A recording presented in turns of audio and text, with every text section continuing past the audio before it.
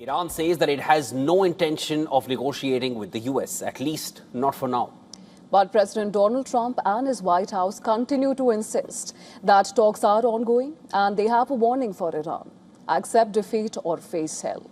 Well, the mixed messages dashed hopes of any imminent de-escalation as the violence on the ground showed no signs of abating after almost 4 weeks. Donald Trump reiterated claims that Iranian leaders are part of the peace talks, suggesting that Tehran's denials are because negotiators fear being killed. Listen to this. We're winning so big, nobody's ever seen anything like we're doing in the Middle East with Iran. And they are negotiating, by the way, and they want to make a deal so badly, but they're afraid to say it because they figure they'll be killed by their own people. They're also afraid they'll be killed by us.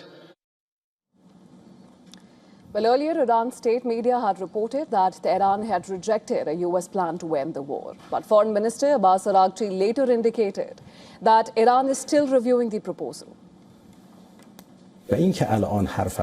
We want the war to end, but on our terms, in a way that ensures it will not be repeated and that our enemies learn a lesson, so they will not even contemplate attacking Iran again.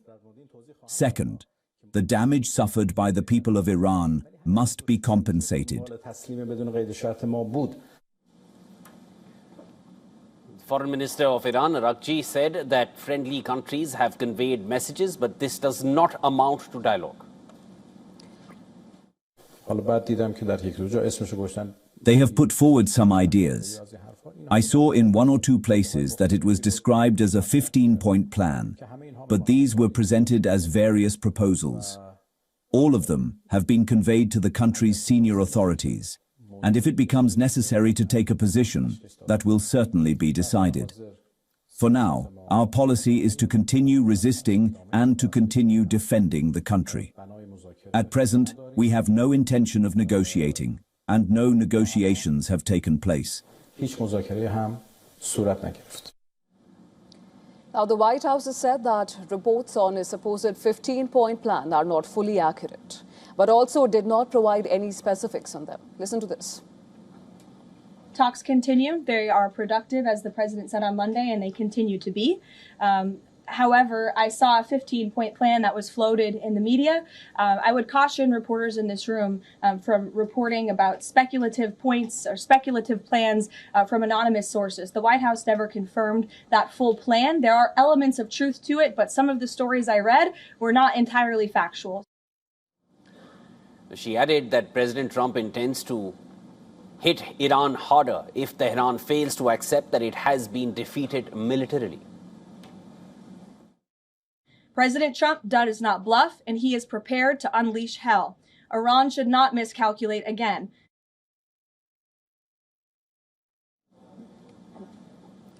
Now, Iran earlier issued 5 conditions to end the war.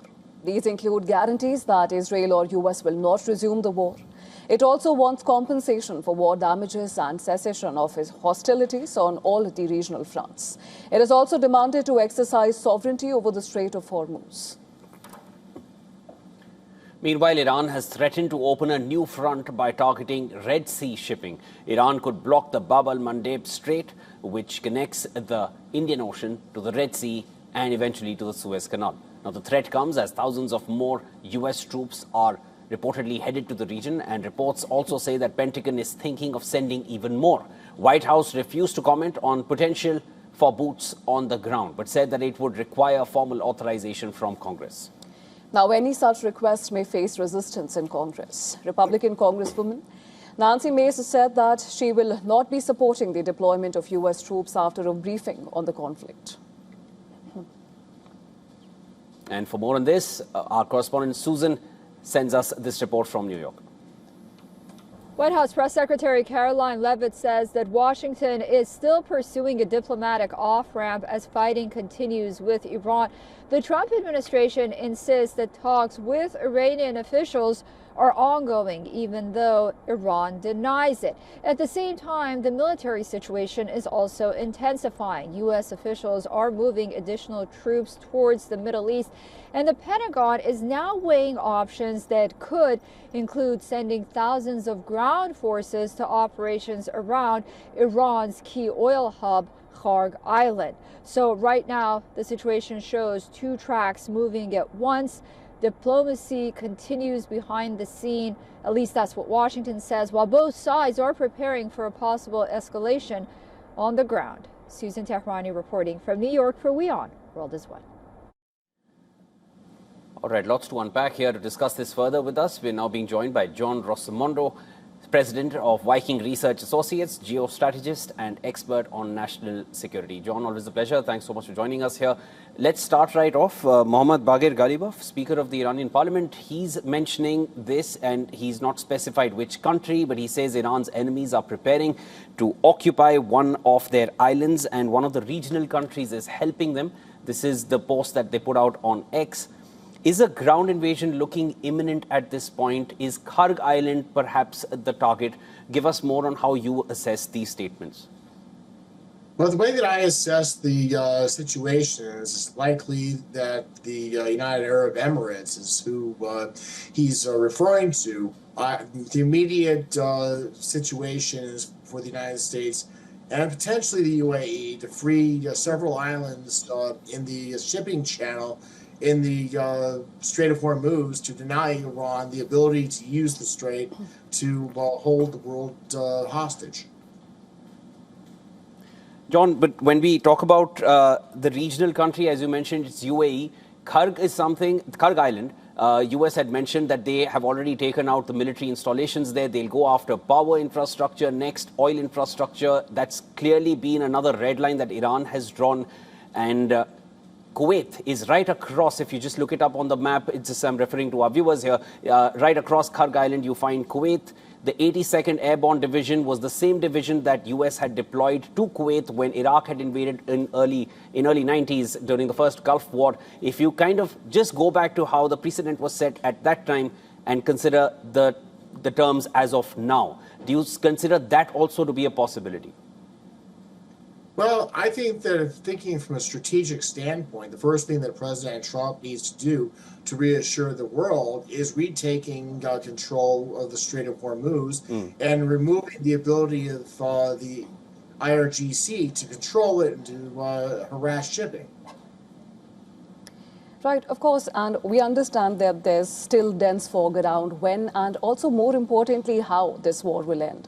The US says that negotiations are ongoing and they are constructive, while Iran says that it has no intention to talk.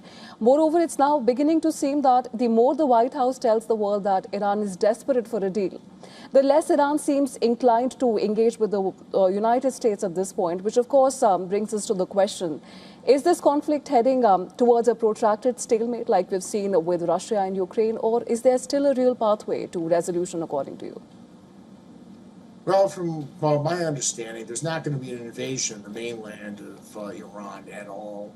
This is more or less a psychological operation aimed at causing fractures within the RGC and encouraging infighting in Iran to bring about a situation that the president feels he can control the political situation. John, when you don't see a ground invasion taking place, all right, but then if you just look at the statements, okay, let's just talk about how US is constantly, and it's Trump who's constantly saying that we're in touch with the Iranians continue to deny any such reports. Now Trump is saying that they fear being attacked in their own country if they come out and say it. How do you sense this? I mean, I want to hear it from you. What do you infer from these kind of differing statements coming out? Trump is repeating it on loop since the last 3 days. Nothing coming out from Iran. What could be the play here? Well, I think that President Trump loves to play mind games with the other side. So, I mean, there's probably third-party talks going on, so it's accurate that the United States is not talking directly to the Iranians. Third parties, say through Pakistan or other countries that have friendly relations with Iran and the Iranians aren't playing ball. I think that, you always have to think about President Trump as somebody who's about playing mind games and playing psychological warfare against his opponents. And right, and while that is there, according to the 15-point plan that was presented, Washington wants Iran to roll back its nuclear program, its missiles, and also its proxy group, which Iran has flatly rejected and has called them excessive. Instead, Iran has listed its own conditions, which of course include reparations, the sovereign right over the Strait of Hormuz, and future safety guarantees. Now, of course, the impasse is clear here. Both sides want an end, but on their own terms. John, but I want to understand from you, are these positions fundamentally irreconcilable, and does one side have to blink first?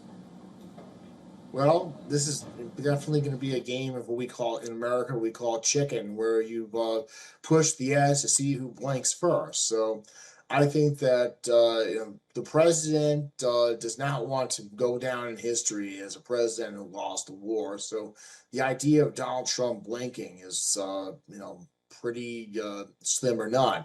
Look at what's going on now. If President Trump thought there was an immediate deal, would we be sending all these troops to the Persian Gulf? John, and as you mentioned that, it's about who maintaining that image on the global scale is important, especially for any U.S. president, and more so when it's Donald Trump as U.S. president. Let me quickly go over these statements, and then I'll come to you with this. The White House press secretary said that Trump does not bluff. What's the need to say it? Let me start there. He does not bluff, will unleash hell, and accept defeat or face hell. We'll hit harder if you do not capitulate. Is face-saving dictating the U.S. war doctrine? How do you assess these kind of statements, which are so upfront?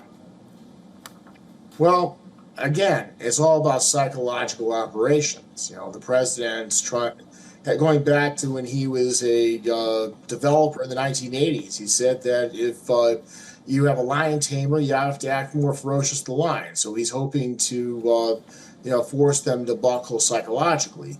I don't see anything in the near term. I mean, it could be a long haul